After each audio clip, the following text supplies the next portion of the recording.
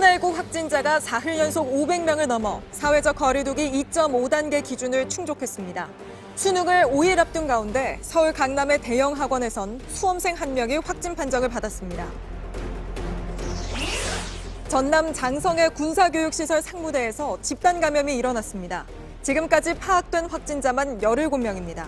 보건당국은 첫 확진자가 냄새를 맡지 못하는 증상을 느끼고도 3일 뒤에야 검사를 받았고 그 사이 다른 교육생과 함께 교육을 받으면서 확진자가 늘어난 것으로 보고 있습니다. 윤석열 검찰총장에 대한 감찰이 적절한지를 따질 법무부 감찰위원회가 당초 일정을 바꿔 징계위원회 하루 전에 열리게 됐습니다.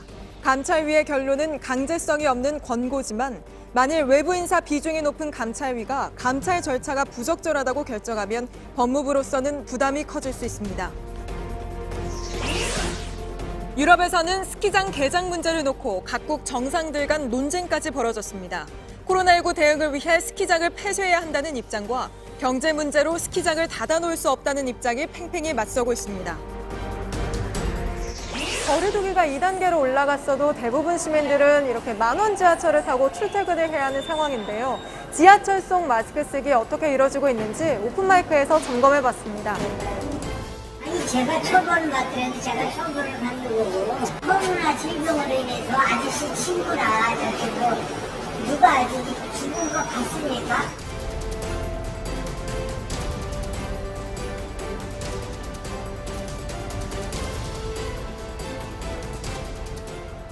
시청자 여러분, 뉴스룸을 시작하겠습니다. 오늘도 코로나19에 500명 넘게 감염됐습니다. 사흘 연속 500명을 넘기면서 오늘로 확진자 숫자는 거리두기 2.5단계 기준을 넘어섰습니다. 2.5단계로 실제 올릴지는 내일 정부가 논의할 예정인데요. 숫자도 숫자지만 확진자가 발견되는 장소들이 더 두려움을 키우고 있습니다. 사우나, 김장 모임, 당구장 이렇게 우리 주변 곳곳에서 연쇄 감염이 일어나고 있어서 1차, 2차 유행 때처럼 어디만 조심하면 그래도 안심이다라고 할 수가 없는 겁니다.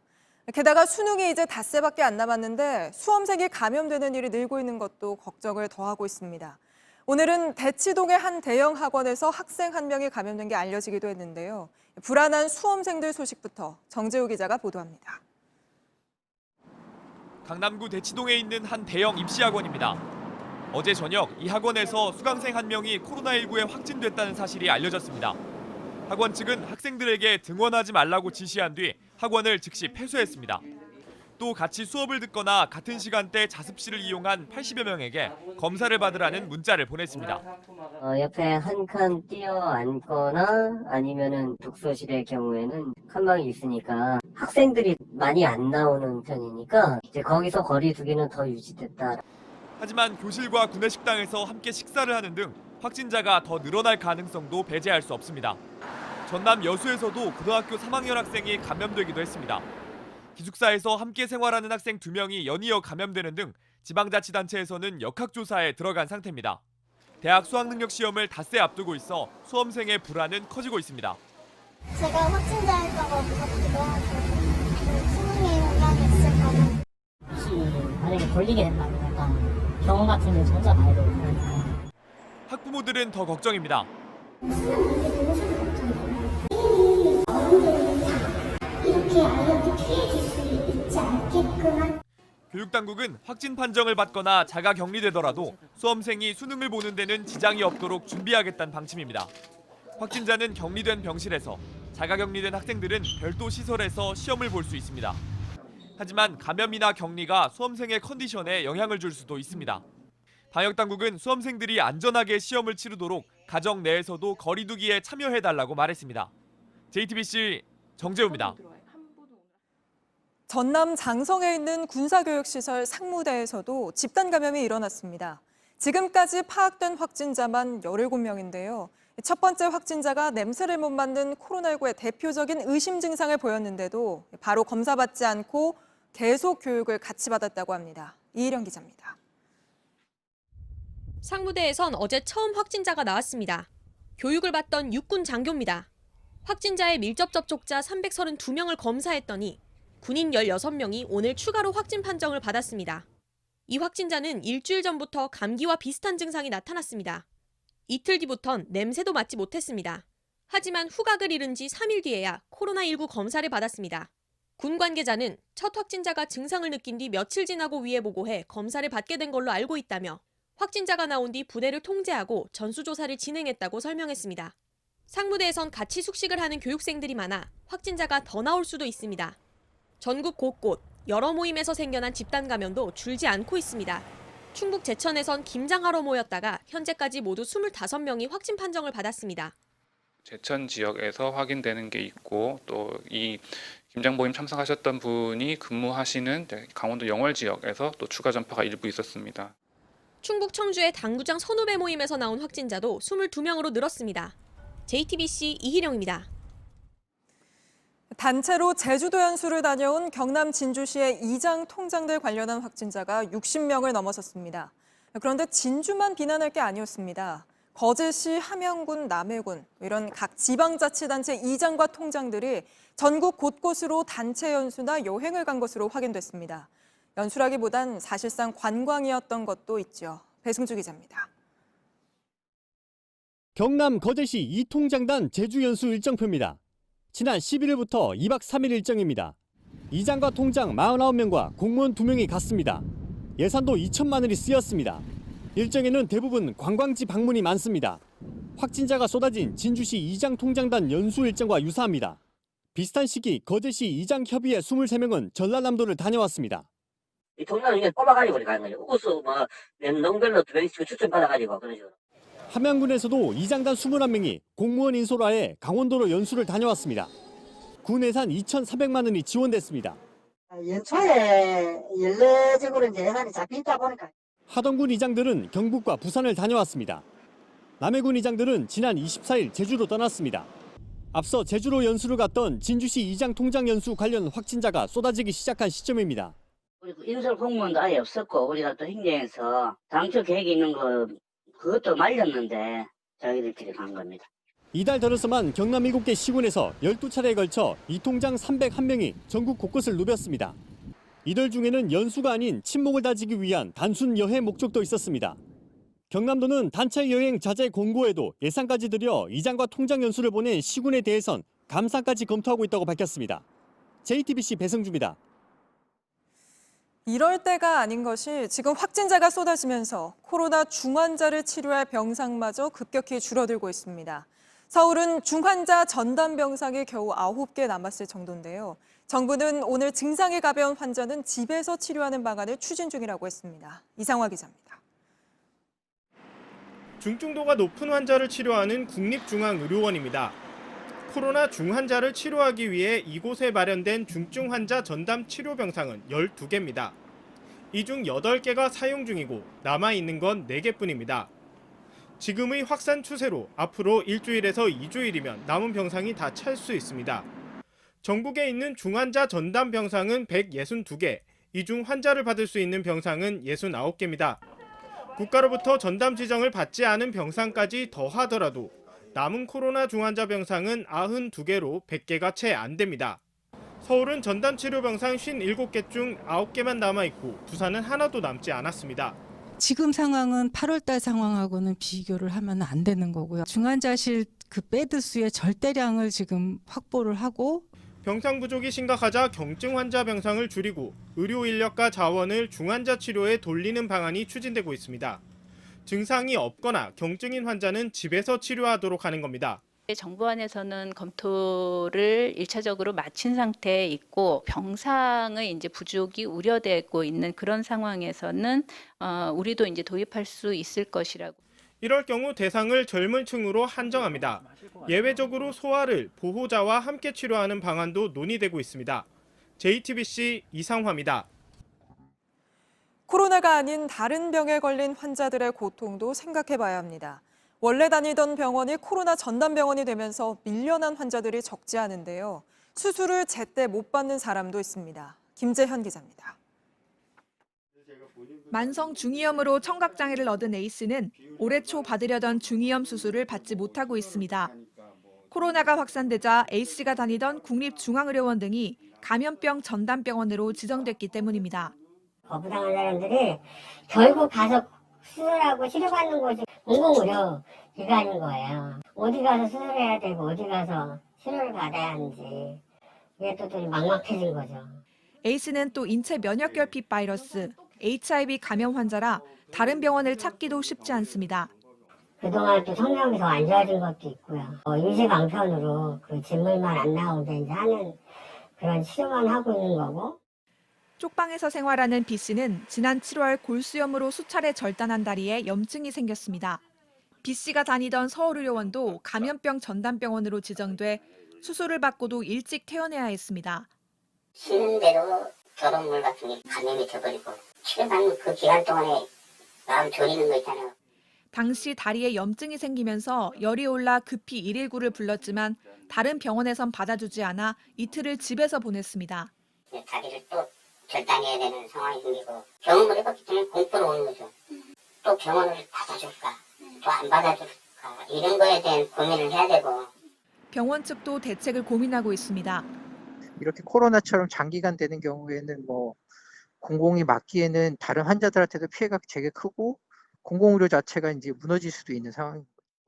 전문가들은 민간에서 감염병 대응에 더 나서거나 감염병 전문 시설과 인력을 충분히 마련해야 한다고 제안했습니다. JTBC 김재현입니다.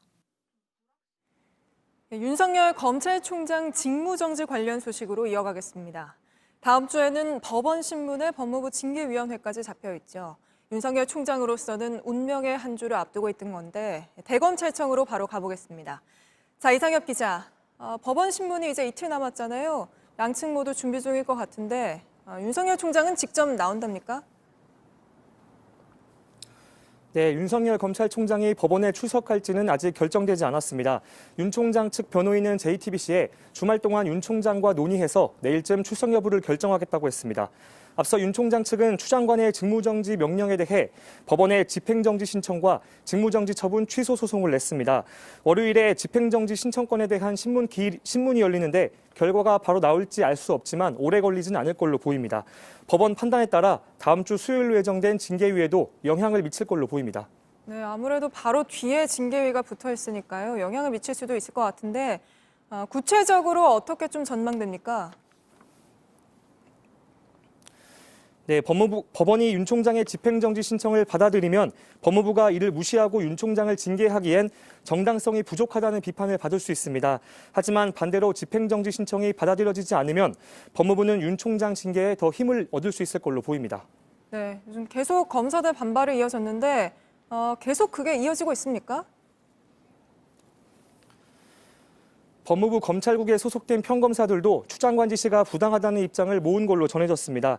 이들은 검찰국장과의 면담에서 윤 총장의 징계 청구와 직무정지 명령이 잘못됐다는 의견을 추 장관에 전해달라고 한 걸로 전해졌습니다. 이에 대해 법무부는 따로 입장을 내진 않았습니다. 네, 알겠습니다. 여기까지 듣겠습니다. 이상엽 기자였습니다. 앞서 전해드린 대로 다음 주 월요일 법원 신문도 잡혔지만 다음 주에 이 사안과 관련해 잡힌 일정이 많습니다. 법원 신문 바로 다음 날 저녁에는 감찰 조사가 적절했는지 논의하는 감찰위원회도 열리는데요. 여기서 나오는 결정에 강제성이 있는 건 아니지만 바로 다음 날 있을 법무부의 징계위원회로서는 이 결정에 따라 부담이 될 수도 있을 텐데 강현석 기자가 자세한 내용 보도합니다. 감찰위원회는 외부 인사인 감찰위원장이 직권으로 소집한 것으로 알려졌습니다.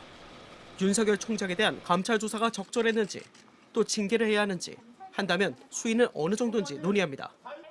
전체 11명인데 3분의 2가 외부 인사로 구성됐습니다. 한 감찰위원은 위원들 대부분이 윤 총장의 징계 절차에 당황스럽다는 분위기라며 감찰위를 거치지 않은 징계는 잘못됐다는 생각이 많다고 전했습니다. 원래 감찰 규정에는 중요 사안은 반드시 감찰이 자문을 받도록 했지만 법무부는 지난 3일 감찰이 자문을 받을 수 있다로 문구를 바꿨습니다. 감찰위는 윤석열 검찰총장에 대한 징계심의위원회가 열리기 하루 전에 열립니다. 당초 다음 달 10일로 예정됐던 회의를 감찰위가 징계위 전으로 날짜를 앞당겼습니다. 하지만 감찰위가 어떤 결정을 하더라도 법무부가 따라야 하는 강제성은 없습니다. 다만 만일 감찰위가 감찰 절차가 부적절했다고 권고하면 법무부로서는 징계에 더 부담을 느낄 수 있습니다. JTBC 강현석입니다. 여야의 대리전은 오늘도 계속됐습니다. 서로 말폭탄까지 주고받았는데요. 김종인 국민의힘 비대위원장이 추미애 장관을 보는 국민들은 역겨워한다고 말하자 민주당 대변인은 국민의힘의 막말을 보는 게 더 역겨울 거라고 맞받아쳤습니다. 김필중 기자입니다. 국민의힘 초선 의원들은 이틀째 청와대 앞에서 1인 시위를 이어갔습니다. 김종인 비대위원장도 농성장을 처음으로 찾아 공세 수위를 높였습니다. 대통령이 어느 정도 사전에 조금 묵시적으로 허용을 하지 않았나 하는 일반인들이 텔레비 틀어놓고서 추미애 장관의 모습을 보고 못하면 너무너무 역겨워하는. 민주당은 곧바로 맞받아쳤습니다. 막말 대잔치를 TV 속에서 보시는 것이 국민 여러분께는 더 역겨울 것입니다. 굳이 항의를 하시겠다면 종로가 아니라 판사사철 문건이 생성된 서초로 가심이 청와대가 아니라 대검이 있는 서초동에 가서 항의 집회를 열어야 한다는 겁니다. 여야의 이런 강대강대치는 출구를 찾기가 쉽지 않은 상황입니다. 민주당은 이낙연 대표가 당초 국정조사 카드를 꺼내들었지만 사실상 신중론으로 돌아섰습니다. 현 상황이 수사와 재판으로 확대된 가운데 국정조사는 야당과 윤석열 총장에게 공세를 펼 기회만 준다고 보는 겁니다. 또 대통령이 직접 나서 매듭을 풀 가능성도 작습니다. 여야의 출구 없는 대립은 한동안 계속 이어질 우려가 큽니다. JTBC 김필주입니다. 코로나 환자가 급증하고 있는 미국에서는 하루 감염자가 처음으로 20만 명을 넘어서면서 누적 확진자도 1,300만 명을 넘었습니다. 쇼핑 인파로 늘 붐비던 블랙 프라이데이의 모습도 크게 달라졌는데요. 워싱턴에서 임종주 특파원이 보도합니다. 이른 아침 상점 앞에 대기줄이 길게 늘어서 있습니다. 게임기를 할인된 가격에 사려는 사람들입니다. I've been waiting here probably about 4 hours. 36 hours. 가게 문이 열리기를 기다리며 밤을 새우거나 며칠씩 노숙한 경우도 있습니다. We're at the GameStop in Tower Shops in Davie. We're here in line for Black Friday, seeing if we can get any deals. 연말 할인 대목의 시작인 블랙 프라이데이를 맞아 쇼핑객들의 발걸음이 이어졌습니다. 그러나 올해는 코로나 탓에 지난해와는 달리 그 규모가 크게 줄었습니다. 가게 문을 밀치고 들어가거나 물건을 서로 차지하려고 다투는 풍경도 사라졌습니다. I feel like it will be less crowded, if anything. So that'd be good, yeah. 대신 온라인 매출이 크게 늘어나 사상 최대를 기록할 것으로 전망됩니다. 미국 내 코로나 확진자는 블랙 프라이데이 하루에만 20만 5천 명 늘어났습니다. 하루 감염자가 20만 명을 넘어선 것은 처음입니다. 누적 확진자도 1,300만 명을 넘었습니다. LA 카운티는 3주간 주민 모임을 금지하는 자택 대기 명령을 내렸습니다. 전문가 사이에선 이런 확산세가 크리스마스를 거쳐 새해 연휴까지 이어질 수 있다는 경고도 나오고 있습니다. 워싱턴에서 JTBC 임종주입니다. 국내 주요 스키장이 본격적으로 문을 여는 계절이 찾아왔죠. 하지만 사람들이 한꺼번에 많이 몰리는 곳인 만큼 코로나19 방역 문제에 신경이 쓰일 수밖에 없는데요. 유럽에서는 이 스키장 개장 문제를 놓고 각국 정상들까지 나서서 격렬한 논쟁을 벌이고 있습니다. 스키장이 코로나19 확산의 진원지였기 때문입니다. 유효한 기자입니다. 스키장엔 벌써부터 사람들이 몰렸습니다. 줄지어 들어가고 대화를 나누고 함께 케이블카를 탑니다. Pour ce qui est de la partie ski, donc je crois qu'avec le froid qu'il fait, c'est pas du tout gênant en tout cas pour moi. C'est pas du tout gênant de porter un masque pour skier. I gotta say I'm not really scared. I think it would be worse if you could not go to the mountains. 하지만 코로나19 재확산 국면에서 스키장 트라우마가 되살아날 수밖에 없습니다. 지난 3월 오스트리아 티롤주의 유명 스키 리조트에서 첫 확진자가 나오면서 유럽 50개 나라의 6천여 명을 감염시켰기 때문입니다.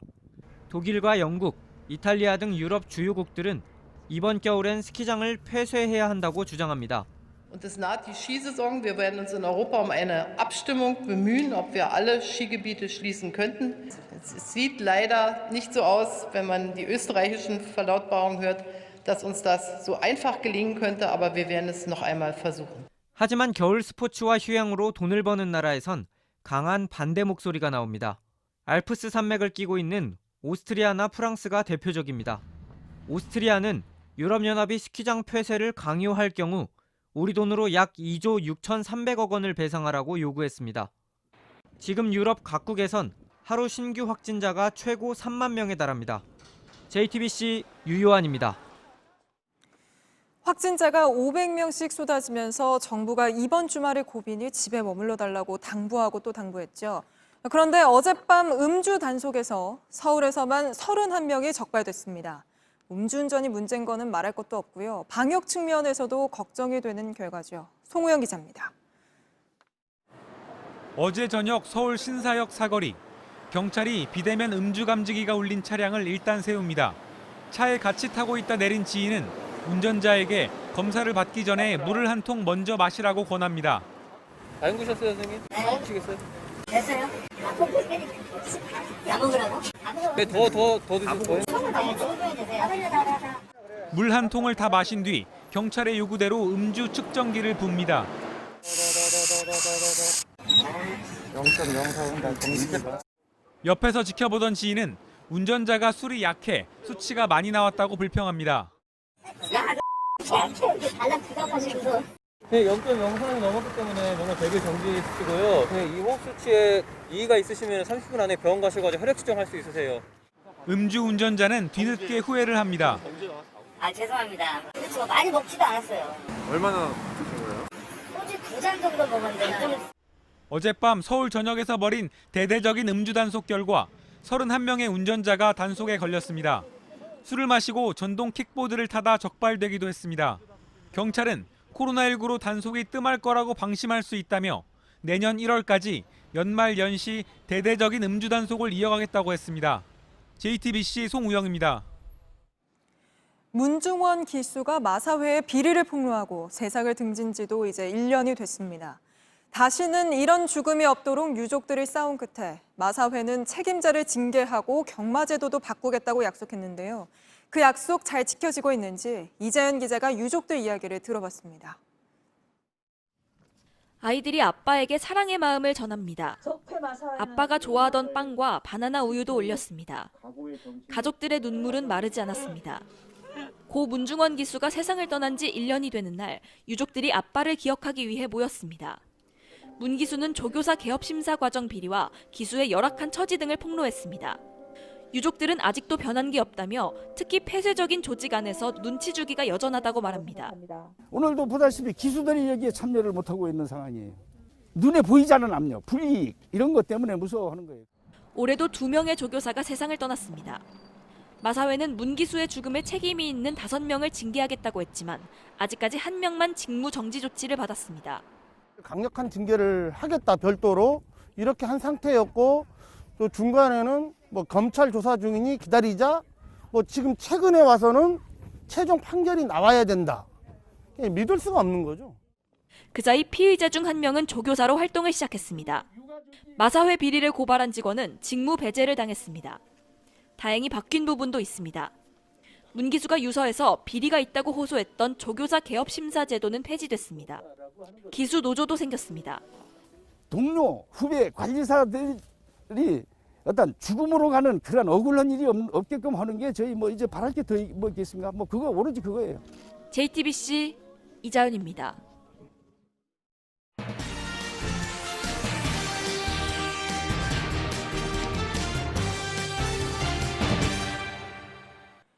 오픈마이크 지난주에 이어 이번 주에도 우리의 일상을 점검해봤습니다. 지금으로서는 마스크가 유일한 백신이라는 거 다들 잘 아시죠? 바깥에서 잘 쓰는 것보다도 사람 많은 실내, 또 말할 때 쓰는 게 특히 중요한데요. 신천지나 클럽 같은 특정 집단에서가 아닌 그야말로 우리 주변에서 확진자가 쏟아지는 요즘, 특히 걱정되는 장소들을 둘러봤습니다.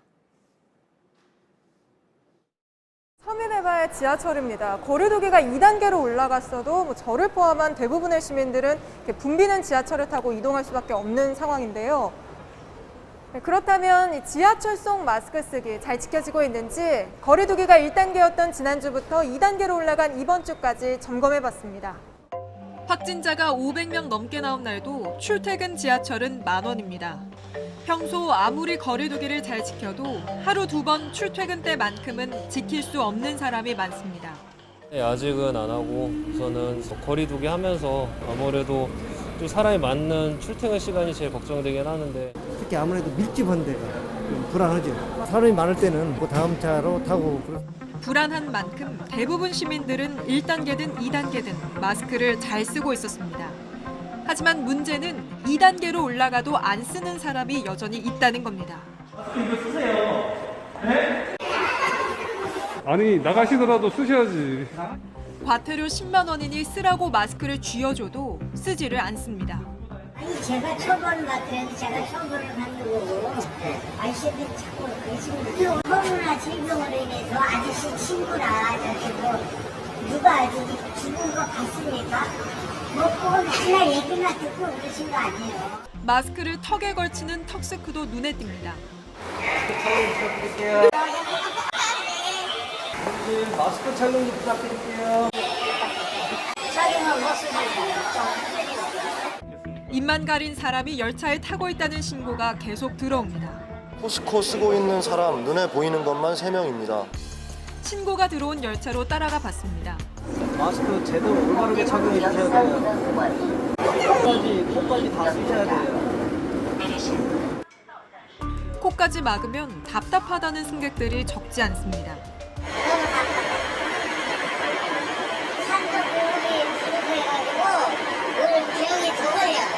답답한데 코만 살짝 내놓는 건 괜찮지 않을까 생각하는 분도 있습니다만 지하철은 특히 위험합니다. 코로나 바이러스가 배출되는데 지하철은 밀폐, 밀접, 밀집, 산밀 환경이라 집단 감염이 일어날 위험이 아주 크기 때문입니다.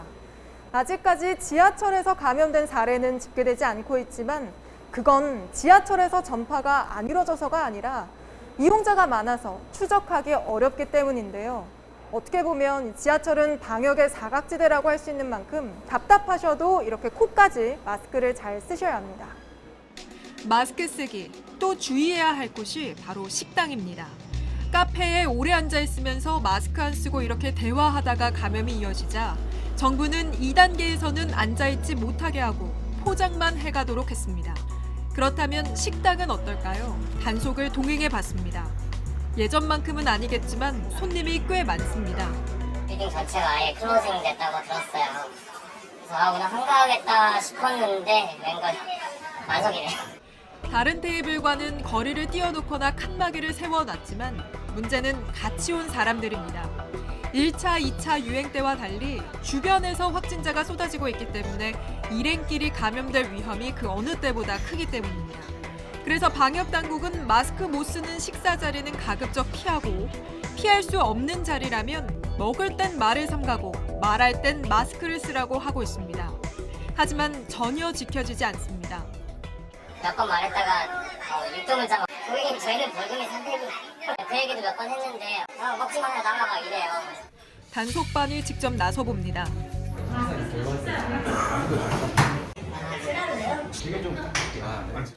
사람들은 불편해서 싫다고 합니다. 마스크를 벗고 이야기하다가 그대로 담배 피러 왔다 갔다 하거나 우르르 귀갓길에 오르는 사람들마저 있습니다. 마스크 써달라고 인터뷰하는 중에도 식사 위에는 꼭 마스크를 끼고 대화하셨으면 좋겠고요. 가능하시면 마스크 안 쓴 사람이 유유히 지나갑니다. 이런 분들도 좀 잘 지켜줬으면 고맙겠습니다. 지금 확진자 증가 추세로 보면 단계 조정이 될 수도 있거든요. 이랬을 때는 모든 국민이 불편합니다. 이제. JTBC 황민용입니다. 요양보호사들은 스스로 움직이기 어려운 노인들을 곁에서 돕는 분들이죠. 그런데 요양보호사 10명 중 4명이 성희롱과 성추행에 시달리고 있다고 합니다. 저희 취재진이 직접 만나서 이야기를 들어봤는데요. 업체에 이런 피해를 입었다고 호소했더니 그 정도도 못 참으면 이 일 어떻게 하느냐는 핀잔만 들었다는 분도 있었습니다. 서준석 기자입니다. 10년 넘게 방문 요양보호사로 일한 A씨는 여전히 새로운 집을 방문하기가 두렵습니다. 4년 전 있던 그날의 기억 때문입니다. 주방에서 뭐 할 때 살살살살 걸어와서 뒤에서 갑자기 이렇게 막 끌어안아가지고 제가 놀란 적이 몇 번 있었고요. 말없이 살살 와가지고 강하게 거부했지만 추행은 그치지 않았습니다. 뭐 할 때 이렇게 옆에 와가지고 가슴도 막 갑자기 이렇게 하는 게 아니라 그러니까 살짝 이렇게 하면서 이렇게 손을 대고 그래가지고 요양사들은 피해를 소속 업체에 말해도 업체들은 오히려 이들을 탓하기도 합니다. 이용객을 잃게 될 수 있기 때문입니다. 아니 요양보호사가 그런 것도 그 감수 못하고 요양보호사 일을 어떻게 하느냐. 다 생계형이죠. 그러다 보니까 그런 정말 그 모멸감 느끼면서라도 그냥 살아야 되니까. 최근 요양보호사를 대상으로 한 설문에 따르면 10명 중 4명은 성희롱이나 성추행 경험이 있다고 대답했습니다. 보호책이 있지만 제대로 지켜지지 않고 있습니다. 성희롱, 성폭력이 생겼을 때 반드시 피해 요양보호사를 근무지에서 배치 전환하고 필요하면 유급휴가를 주도록 되어 있어요. 근데 현재 안 하고 있잖아요. 요양사들은 성추행 전력이 있는 사람의 서비스 이용을 제한하거나 이들의 집을 방문할 땐 반드시 2인 1조로 갈 수 있도록 해달라고 요구하고 있습니다. JTBC 서준석입니다. 요즘 대만은 미국산 돼지고기 수입 문제로 시끄러운데요. 급기야 이렇게 국회에서 여야 의원들이 돼지 내장을 서로 던지며 격한 몸싸움을 벌였습니다. 정재윤 기자입니다. 여야 의원들 간 고성이 오가고 경적이 울립니다. 우리나라의 총리격인 수전창 행정원장이 미국산 돼지고기 수입 관련 발언을 하려고 하자 야당인 국민당 의원들이 돼지 내장이 들어있는 양동이를 의회 바닥에 쏟아붓습니다. 여야 의원들은 돼지 내장을 던지며 싸우기 시작하고 의회는 순식간에 아수라장으로 변합니다. 바닥 곳곳엔 돼지 내장이 널브러져 있습니다. 미국산 돼지고기 수입 문제를 놓고 여야가 맞서면서 이런 몸싸움이 일어난 겁니다. 국민당은 육질 개선용 사료에 첨가하는 가축 성장 촉진제 락토파민이 함유된 미국산 돼지고기 수입에 반대하고 있습니다. 락토파민은 안전성 우려로 대만뿐 아니라 중국과 유럽연합에서도 돼지 사료에 쓰지 못하게 하는 걸로 전해졌습니다. 반면 집권당인 민진당은 음식을 낭비하는 역겨운 시위라고 비난했습니다. 앞서 지난 8월 차이잉원 대만 총통은 락토파민이 함유된 미국산 돼지고기와 생후 30개월 이상 된 소고기 수입을 내년부터 허가하기로 했습니다.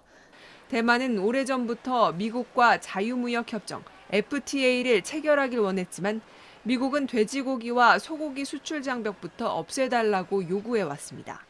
대만에선 최근 미국산 돼지고기 수입에 반대하는 대규모 시위도 벌어졌습니다. JTBC 정재윤입니다. 전북 정읍의 한 오리 농장에서 올해 첫 고병원성 조류 인플루엔자가 발생했습니다.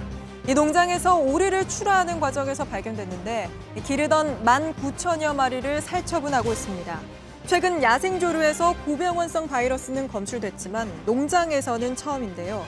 정부는 내일 밤 12시까지 전국의 닭과 오리의 이동을 중지했습니다.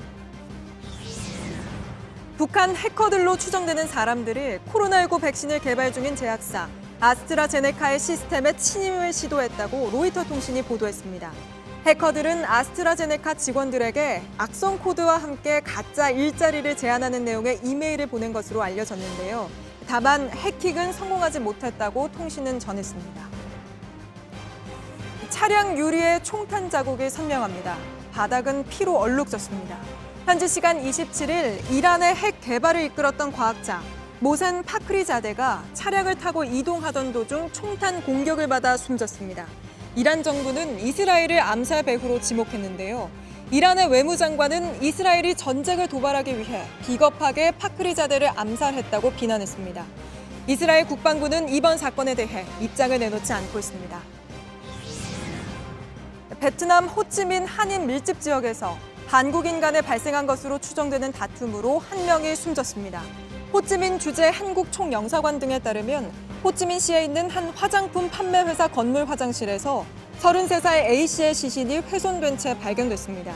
A씨의 시신 일부는 검은색 비닐봉지에 쌓인 채 여행용 가방 안에 들어있었던 걸로 전해졌습니다. 현지 경찰은 화장품 회사 대표 35세 정모 씨를 용의자로 보고 공개 수배했습니다. 코로나 확진자가 크게 늘면서 주요 종단들도 12월에 예정돼 있던 연말 행사들을 온라인으로 전환하거나 아예 취소하고 있습니다. 올해 몇 번이나 있었던 그 확산 국면의 기억을 살려 조심하는 거겠죠. 그런데도 일요일인 내일은 예배나 미사가 대면으로 그대로 진행될 예정이라고 합니다. 김나한 기자입니다. 사흘째 확진자 수가 500명을 넘으면서 국내 3대 종단은 예정된 연말 행사들을 속속 비대면으로 바꾸고 있습니다. 한국기독교교회협의회는 지난 16일 총회 결과를 놓고 열릴 예정이던 1차 위원회들을 모두 온라인으로 바꿨고 매년 있던 송년 할애회는 아예 취소했습니다. 조계종도 마찬가지입니다. 하반기 연말에 이제 각종 행사들이 예정돼 있었는데요. 그런 것도 12월부터는 되도록이면 다 온라인 비대면으로 전환하는 걸로 변경했습니다. 하지만 정작 미사나 예배, 법회 같은 일상적인 종교 집회는 그대로 열립니다.